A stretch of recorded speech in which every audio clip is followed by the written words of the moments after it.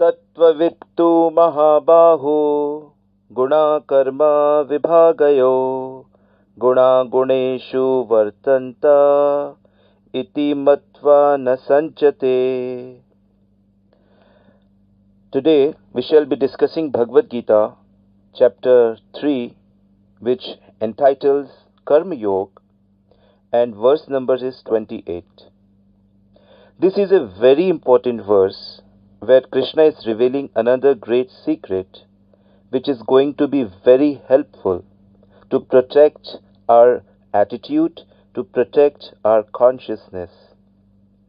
Krishna is saying, one who is in knowledge of the absolute truth, O mighty armed Arjun, does not engage himself in the senses and the sense gratification, knowing well the difference between work in devotion and work for fruitive result.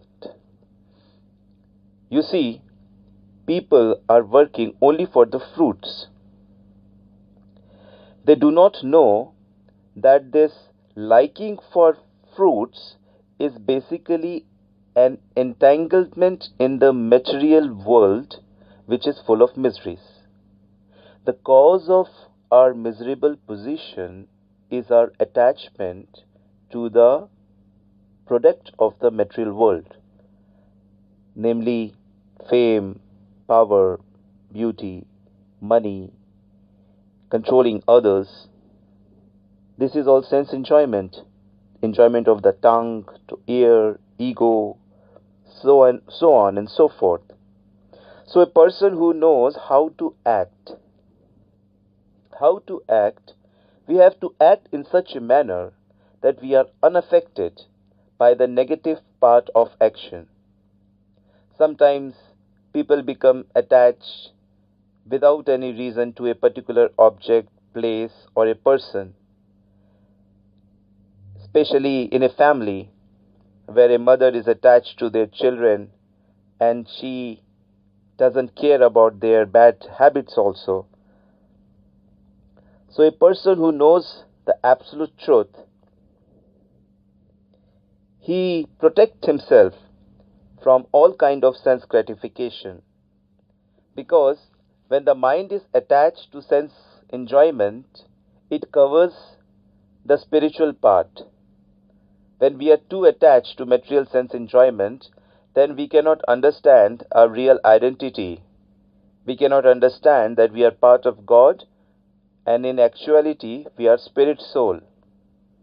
Soul is an eternal phenomenon.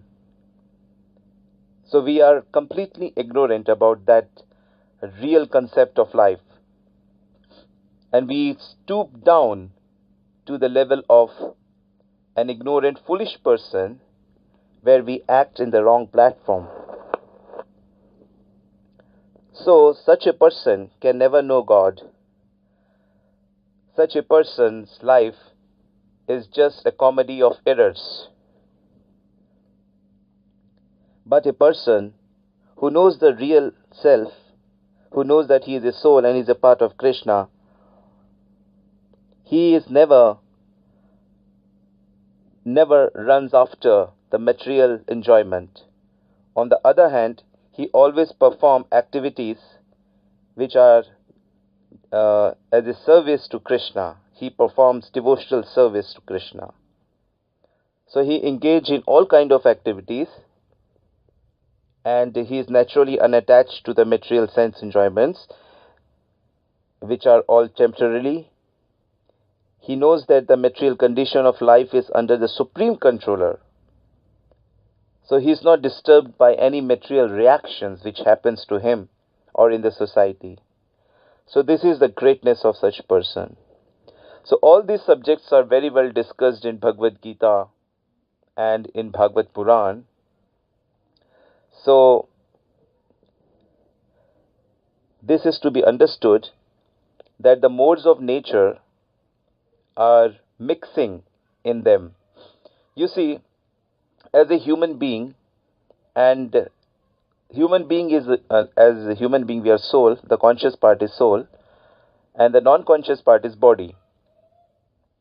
So this body and mind is made up of the nature of modes. modes of nature we call, it is a special kind of energy. There are three kinds of energy: mode of passion, mode of ignorance, and mode of goodness. So this energy constitutes the body and the universe. So they are mixing with each other. So if we support a particular kind of energy, say for example mode of passion, and we see that passionate thing, so it will come in us, it will come inside our body, and it will come inside our mind and intelligence. So we'll be attracted to those things. So when we interact with those things, we achieve sometimes few things, we lose sometimes few things, and we think that we are the doer of it. So this holds true for each and every activity in this material universe. So whenever a person is performing something, it is not he who is performing, it is the modes who are performing. He considers himself as the doer, and we also consider him as the doer. Actual doer is the nature. So nature is under God's control, so actual controller is God. So God is Krishna, so actual controller is Krishna. This is the science. This is what this shloka is saying, that a person who can see that modes are mixing in the modes, and he can see that material activities are the work of the modes, and the spiritual activities are the work of the spiritual consciousness, spiritual mode of pure goodness. So a person who wants to be happy, he naturally chooses the modes of pure goodness. And in order to understand that, in order to understand the science of mode of pure goodness, one has to approach a person who has already transgressed the modes of nature, who is a Vaishnava, who is a Guru, who is a Bhagavad personified. So we must look for such personality and take shelter unto him. We must serve that personality and learn the science of Krishna consciousness from him and elevate our consciousness gradually.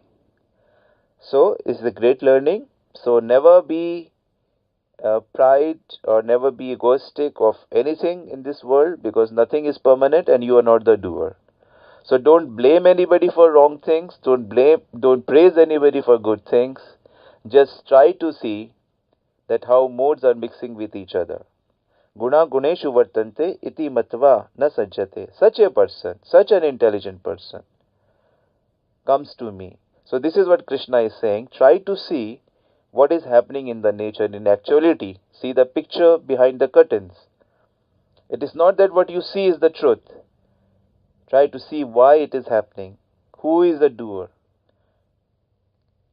So this is what a great secret. Thanks for listening today. Hare Krishna.